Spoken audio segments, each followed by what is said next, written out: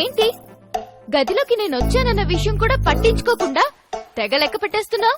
అదే ఎంత మంది పిల్లలకి అందామా అని ఒకటే కన్ఫ్యూజన్. అంత కన్ఫ్యూజన్ దేనికి? సింపుల్ గా ఒక పాప ఒక బాబు, దట్స్ ఎనఫ్. పోనీ ఇద్దరు పాపలే? అయితే ఇద్దరు బాబులే. సరే, ఫైనల్ గా ఇద్దరు పాపలు ఇద్దరు బాబులు.